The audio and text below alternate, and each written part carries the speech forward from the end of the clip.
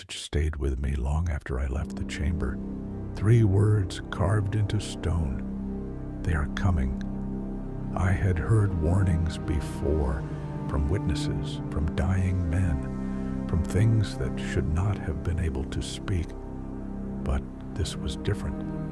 This warning had not been written for me. It had been waiting beneath the Isle of Mann long before I ever found it. The hidden people had shown me enough to understand one thing. The legends were real. But they had not shown me everything. And that meant Thomas Kneen still mattered. Kneen was the local historian who vanished after spending years tracing hidden people accounts across the island. Before he disappeared, he sent one final message to a colleague. The stories were never about fairies. I found the entrances. At first, I thought Kneen had discovered the same doorway I later found among the ancient stones. But after everything I saw underground, I no longer believed he had found only one entrance. I believed he had found a pattern. So I went back to his research. The Foundation had already scanned the documents once. Thousands of notes, maps, photographs, witness statements, newspaper cuttings. Most of it appeared chaotic, the work of a man chasing fragments. But Kneen had not been chasing folklore. He had been building a map below the island. The first clue was hidden in the margins of an old survey. Kneen had marked several locations across the Isle of Mann: ancient mounds, burial sites, old wells, remote valleys, ruined structures, places where hidden people's stories had survived for generations. At first, the markings seemed random. Then I placed them over a modern map. The pattern changed immediately. The sites were not isolated. They formed lines. Not perfect lines, not roads, not paths anyone could walk above ground, but routes, underground routes, connecting one location to another. I called Echo 7 and asked if the Foundation had noticed the pattern. There was a long pause before he answered. Then he said something I didn't like. "We noticed it 3 hours ago." That was the problem with the Foundation. They rarely told you what they knew, only what they needed you to know. Echo 7 sent me a second file, a geological scan of the island. Most of the data was incomplete. Large sections had been blacked out, but enough remained visible to confirm what Kneen had suspected. There were voids beneath the land, long spaces running below hills and valleys, too straight to be natural, too old to be modern. The tunnels were not random, they were connected, and the chamber I had entered was only one part of something much larger. Kneen had written a phrase beside one of the maps, not beneath the stories, beneath the places where stories survived. That was when I understood. The folklore was not the map. The folklore was the memory of the map. Every tale about music in the hills, every story of lights beneath the earth, every warning about lonely valleys and ancient mounds. They were fragments, broken pieces of something people had once known, then forgotten. I spent the next 2 days reconstructing Kneen's route. He had marked 7 major points, each connected to reports of hidden people sightings, each connected to strange lights, each connected to missing time. But there was an 8th point. One Kneen had circled again and again, no name, no label, only a black mark near the center of the island. When I checked the location against modern records, nothing appeared. No settlement, no ruin, no registered structure, no archaeological entry, just open land. But on an older map, the area had a name. Then, on later maps, the name disappeared, not changed, not updated, removed. Someone had erased it. The Foundation claimed they had no record of why. I I didn't believe them. I drove there the next morning. The road narrowed as I approached the site. Fields gave way to rough grass. Stone walls collapsed into the earth. The land felt abandoned, not empty, abandoned. There is a difference. Empty places feel unused. Abandoned places feel left behind on purpose. I stopped beside a broken gate and continued on foot. The air changed almost immediately. Sound became distant.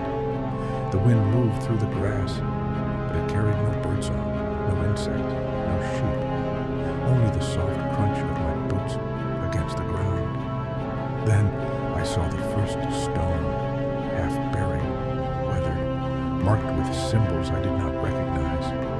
Not Manx, not Celtic, not anything the Foundation database could identify. There were more stones beyond it, half hidden beneath the grass, arranged in a shape I could not see properly from ground level. I launched a drone. The signal cut out at 9 meters. The screen froze.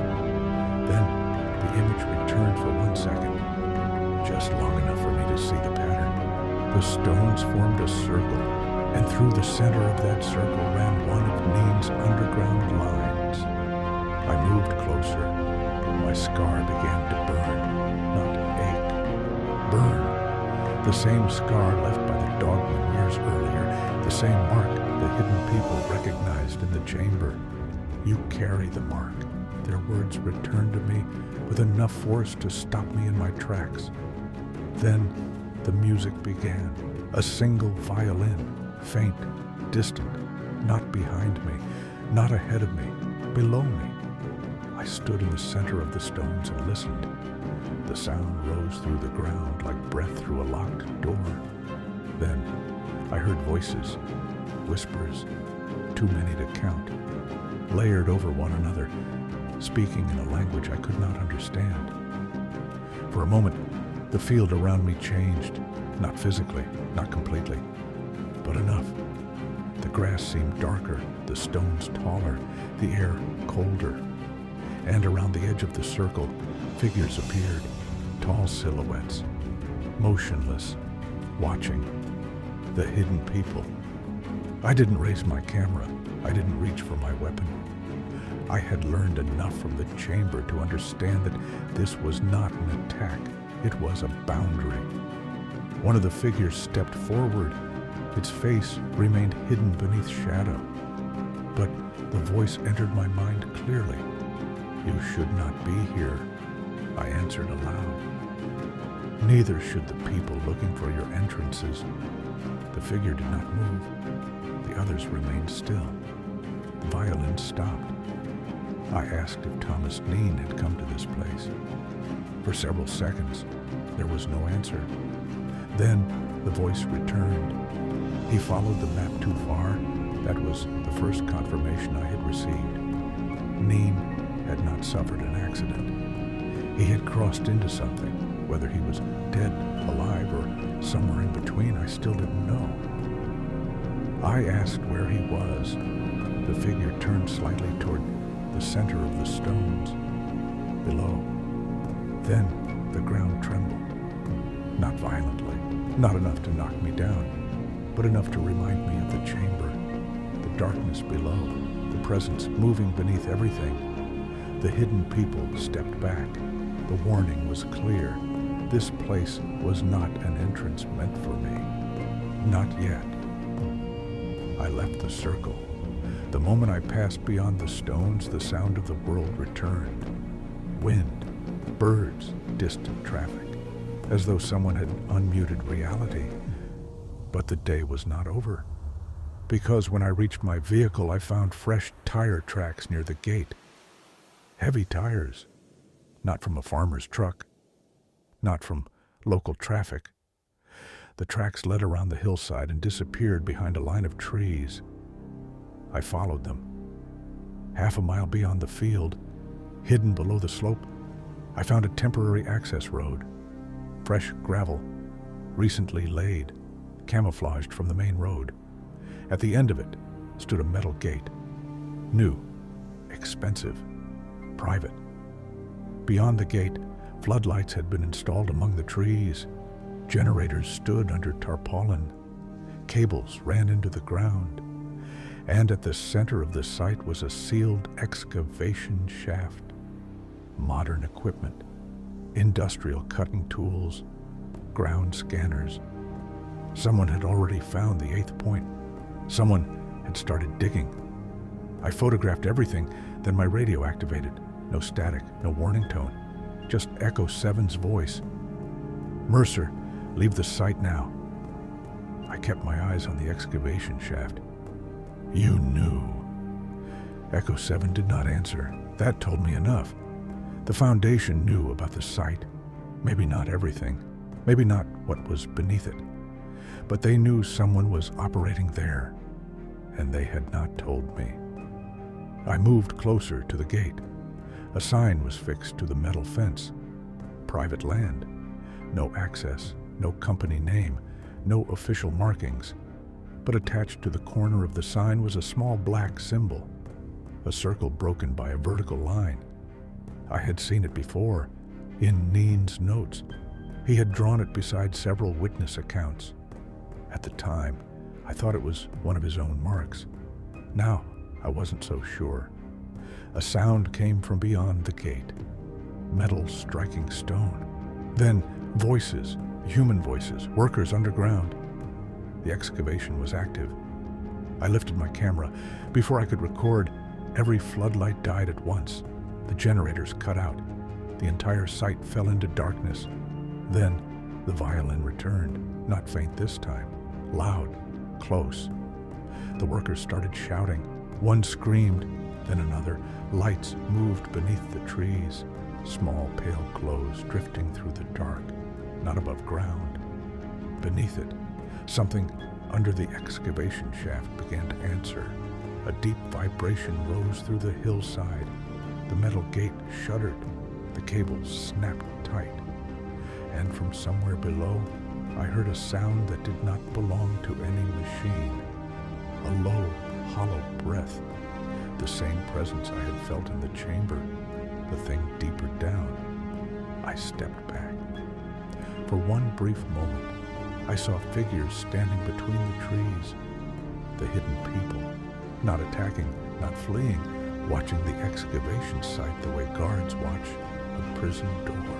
Then Echo 7 spoke again through the radio. His voice was quieter this time. "Adam, get out." I wanted answers, but the ground beneath the gate began to split. A thin crack opened across the gravel. Darkness showed below, and from that darkness came 3 words, not carved this time, spoken. "They are coming." I ran. Behind me, the excavation lights flickered back on one by one. By the time I reached the road, the music had stopped. The voices were gone. The gate stood closed. The site looked silent again. Almost normal. But normal had ended the moment Thomas Kneen drew that map. The hidden people were not hiding entrances to their own world. They were guarding routes, pathways, old wounds beneath the island, and someone with money, equipment, and influence was trying to open them. The Foundation knows more than it admits. The hidden people are warning us without fully trusting us. Kneen may still be somewhere below, and the map beneath the Isle of Man is no longer just a record of folklore. It is a warning system, one that has started waking up. I don't know who owns the excavation site. I don't know what they expect to find. But I know this. They are not digging for history. They are digging for access. And whatever waits beneath those hills has already noticed.